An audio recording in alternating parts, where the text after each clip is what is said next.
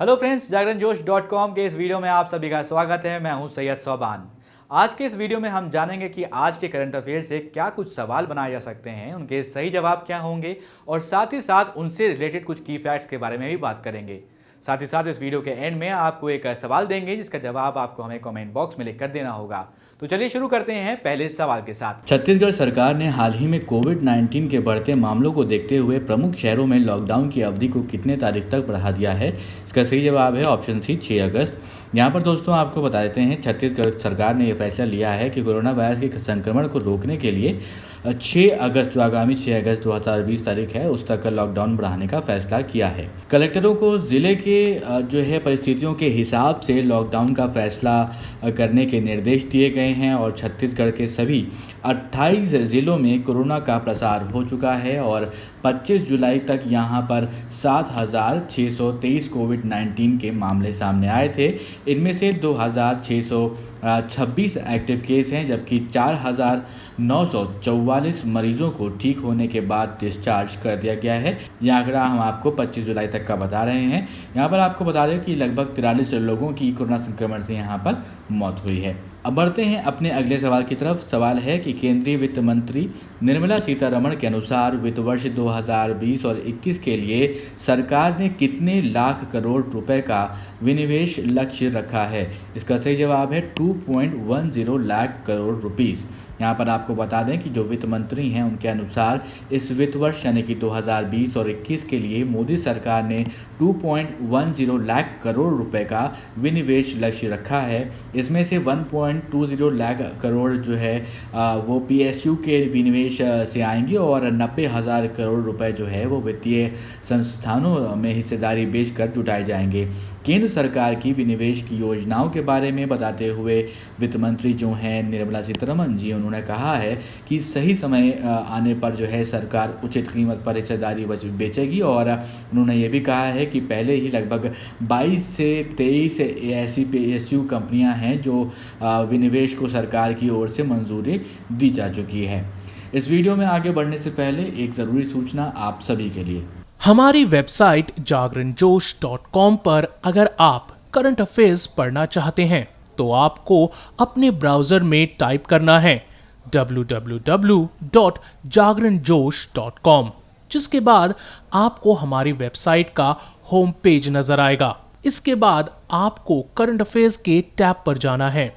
Drop down में आपको month wise current affairs मिल जाएंगे, जहां आप मंथ के हिसाब से करंट अफेयर्स पढ़ सकते हैं। जब आप करंट अफेयर्स टैब पर क्लिक करेंगे तो आपको कुछ इस तरह से पेज नजर आएगा।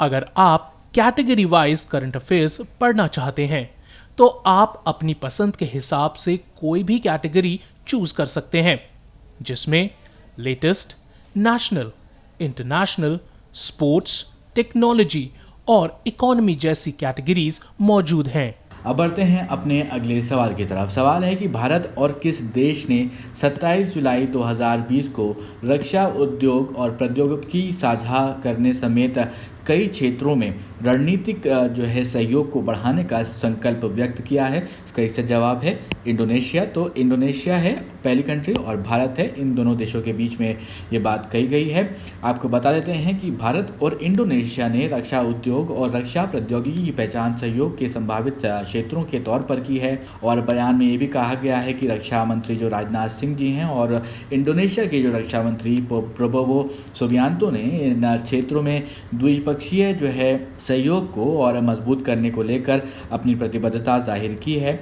भारत और इंडोनेशिया एक पड़ोसी देश हैं, जैसा कि आप सभी जानते ही हैं, और भारत के अंडमान और निकोबार द्वीप समूह और अंडमान से जुड़े सागर में इंडोनेशिया के साथ एक समुद्री सीमा साझा करते हैं। दोनों देशों के संबंध भी जो है लगभग 2000 वर्ष पुराने हैं। यहाँ आपको बता दें कि भारत और जो है वो जकार्ता में उसका दूतावास है। वहीं अगर इंडोनेशिया की बात करें तो भारत के जो राजधानी है दिल्ली, वहाँ पर वो दूतावास संचालित करता है। हम बात कर रहे हैं यहाँ पर इंडोनेशिया की। अब बढ़ते हैं अपने अगले सवाल की तरफ। तो सवाल है दोस्तों कि भारत सरकार ने चीन पर एक और डिजिटल स्ट्राइक करते हुए कितने ऐप्स जो एप्लीकेशन मोबाइल एप्लीकेशन होते हैं उनको प्रतिबंधित किया है यानी उन पर बैन लगाया है, तो उसका सही जवाब है 47। इससे पहले आपको याद होगा कि 59 जो है वो ऐप्स थी जिन पर जो है जिसमें से बहुत सारी जो है वो चीनी ऐप थी, उन पर ये प्रतिबंध लगाया गया था। उसके बाद ये देखा गया कि डुप्लीकेसी हो रही है, कुछ नई ऐप्स फिर से बनाई जा रही हैं। उसके बाद ये बात सामने आई कि भारत सरकार ने जो है 47 और जो है ऐप्स को उन पर प्रतिबंध लगाया है। यहाँ पर हम चीनी ऐप लिख ज़रूर रहे हैं, लेकिन उसमें से सारी चीनी ऐप नहीं है, लेकिन कुछ जो है चीनी ऐप ज़्यादातर यानी कि मेजॉरिटी तौर पर देखा जाए तो वो चीनी ऐप्स ही हैं। जो रिपोर्ट्स आई उनके अनुसार 47 ऐप्स जो है वो पहले से बैन हुए और 59 ऐप्स के क्लोन हैं। मीडिया रिपोर्ट्स के अनुसार बताया जा रहा है कि ये जो है 47 जो है ऐप भी देश के डेटा प्रोटोकॉल का उल्लंघन कर रही थी और इन पर डेटा चोरी करने का भी आरोप है।